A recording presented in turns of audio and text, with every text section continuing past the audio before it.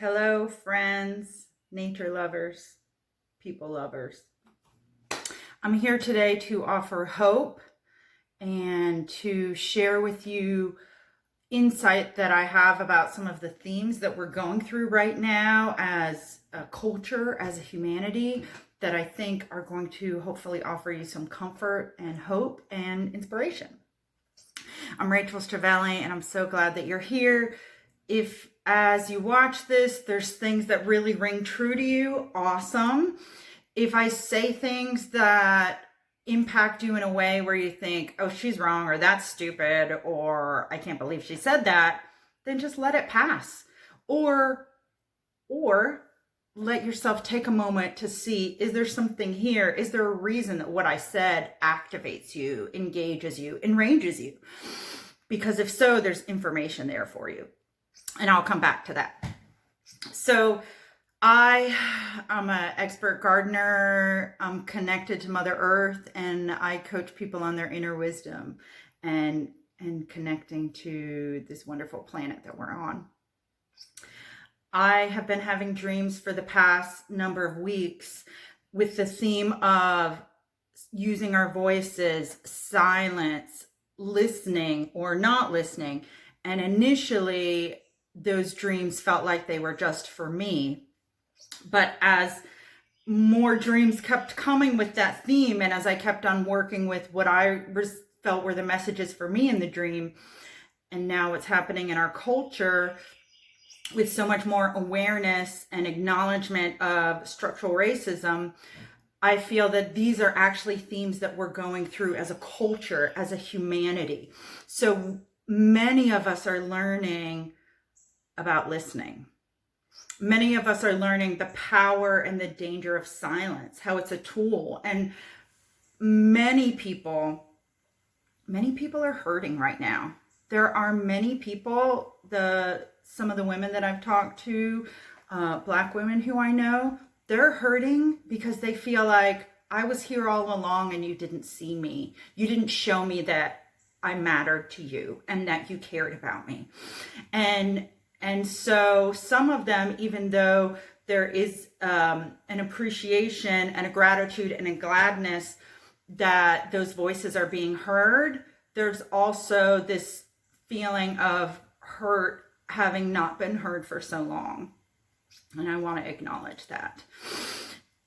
There's also in the dominant culture this issue of white folks coming in and not listening and just jumping in and doing things.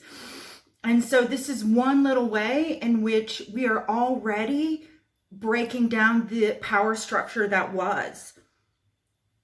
White people are learning, I need to listen first. Maybe listening is more important before jumping in and speaking. Maybe listening is more important because I don't have the whole picture. And part of the work that I do when I encourage people to sit with nature and nourish themselves with nature, part of this is a learning to listen. And so if the listening part of this that many people are encouraging you to do, if that's difficult for you right now, and if it brings up a lot of emotions and fear and confusion and embarrassment and judgment, I encourage you to try sitting in nature as a place to practice listening, as a place to practice talking these things out. When you're out in your backyard talking to your plants or whatever natural form, going for a walk, going for a hike, sitting on your balcony, looking at the clouds, wherever it is, your patio with your plants in containers, you can practice listening. You can practice speaking if you feel that you're ready for that. And nature is going to be there helping you navigate these new skills that you're navigating. There are so many of us who are at different levels of education right now. And I don't just mean formal schooling. Education in terms of just the issue of structural racism. There's people who have no knowledge of it, people who are just beginning to learn about it, people who are maybe more intermediate, and then people who have degrees and written books. And so inevitably with this dialogue, there's going to be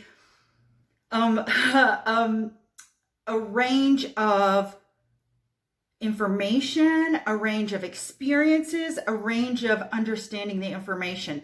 When I'm teaching gardening, I have a gardening group. There are people in there. Later today, actually, I'm going to go encourage them, take my course, because they picked up things piecemeal, but they don't have a whole like structure of a framework. And so they don't really know.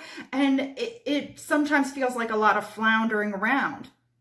And I definitely have seen many white people that I know right now who are like, oh, I need a structure and a framework to understand this because I'm floundering right now. And I encourage you to find that. There are so many resources out there in that way. The structure really helps. It's also really important to find a teacher who you feel connected to, who, if it's a tough love kind of teacher and that's what you like, go for that. But if this person is more tough love and that is not a good style for you, find someone else. There's enough range of educators that you can find somebody who's a good fit for you. Similarly, on the flip side, because we're all at different levels of education and we all have different skills, how you choose to engage with these new dynamics, these new invitations, I encourage you to look at what are the ways that are best suited to you. So a couple weeks ago, I shared a video in which I talk about different areas in which you can get involved in a movement, because I'm not a protester. Yes, physically I could go do it, but I want to be here to be sharing hope. I'm an educator. I have other roles that I know are my greatest gifts, my zone of genius. I'm a visionary. I'm leaning into these things because I know that's how I best show up. The other areas are not my greatest strengths. There is enough room for everyone to be involved. And this is also the place of hope that I want to share with you from my experience in the environmental movement. Being in it all of my life, I reached a point where I couldn't be in despair and disgust about the problem, the complexity, the omnipresence of it, like the intensity, the hopelessness of it. I couldn't be that way anymore. And this was when I was in grad school. And my grad program in Vancouver, they had a quote on one of their materials all about how there's 99 solutions to every problem. Or something along the lines of that. Ever since then, I remember when I feel defeated or hopeless or despair, I acknowledge those feelings and I feel them. I don't try and ignore them or push them away. But then I reflect and I think, is that all there is to this? Is that the whole story? Because what I believe is we are capable. And I actually believe we've never been more capable. We never have. All throughout human history, we have had a struggle. And yes, we're having a struggle right now. I'm not negating that. But for many years, the struggle was survival. And yes, there are still people who are struggling with survival right now. But the technology we have, the resources, the consciousness, the capability, the struggle doesn't have to be. But now the new thing that we need to decide and figure out is, what is this new way of moving forward? How do we use this new consciousness and awareness to build new power structures? Because that is what we need. We need new structures. For so long, there has been a belief system about domination or dominion over others, both the planet and people on the planet. This theme it pervades both of those, and a lot of it is driven by fear and a sense of survival and a desire for security. But here's the beautiful thing that COVID did that had not happened before. It was a great equalizer. No matter what age you are, you could get it. Your wealth cannot protect you from that. Your privilege could not protect you. And yes, of course, I'm acknowledging underprivileged, marginalized communities are harder hit. That is definitely the case. But I'm also saying that anyone was susceptible to it. And so it opened a door or a window in consciousness, in awareness, in a new way, I believe. And here's the other interesting thing. The power structures so power is shifting. It's very uncomfortable. I don't know if there's anyone who's not uncomfortable, which is kind of amazing. Like, I kind of like that. I'm not saying I want us to be uncomfortable, but we're all in this together. And I know some people have problems with that, saying like, you're not in this with me. And it's harder for me than it is for you. I respect that. I'm not saying we're all having the same difficulty, but what I am saying is this has given us a glimpse of a connecting, unifying force in humanity that was not there before. It doesn't mean that everybody is seeing it. It doesn't mean that everybody now has more unity and more empathy. We know that that's not the case. But here's what I want you to remember that is so essential. The power is shifting. We don't need every single human being to acknowledge and understand that structural racism is a thing. We don't need every single human being to look at the way we treat the planet and say, oh yeah, that's problematic. We need to do something different. We don't need every single person to look at the intersections of those two issues and be like, oh yeah, I see what you mean now. One, I don't think it's going to happen. Two, to create change, we don't need that. So remember, there are still flat earthers out there. And I mean, what was Galileo, 400 years ago? You know, we've got other 400-year issues we're working on. But there's still flat earthers. No one has convinced them yet. They don't want to be convinced. And I'm not going to waste my time. But you know what? Flat earthers are not running our institutions. They're not making our laws. They're not driving the force. So similarly, you might know people who are dogmatically never giving up, never seeing things another way. And you know what? Let them be their way. But let's not let them be in positions of power. Let's not let them make our laws, be on the school board, make decisions about food distribution, make decisions about all the things that impact our livelihood.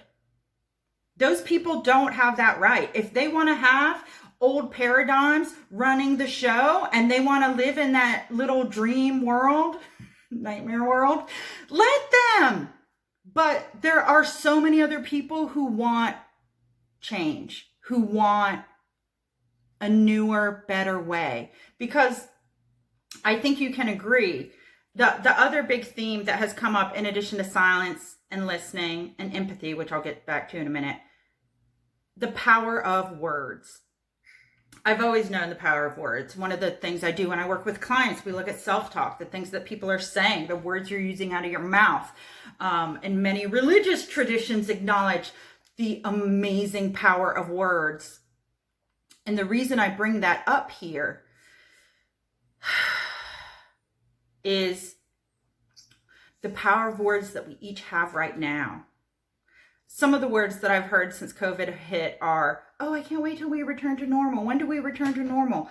But as I believe, and you may have heard others who are more famous than me, who share the belief that normal wasn't working. Normal wasn't working for a lot of people. It was comfortable. We knew it. It was familiar, but it didn't work. It was unpleasant and unsustainable. We can't be like the richest nation on earth and oppress a huge population of our people and treat the environment the way that we're treating it. You know, 2020, like it's 2020, people. We've got technology that has like the most amazing capability, and we still have to work on human relationships. We still have to figure that out. We have to work on communication. We've been so focused on, can my GPS get me there faster? Can I have an app that does such and such for me, that we forgot to care for the people who live next door? What does all the technology in the world matter if you have no compassion in your heart for other people?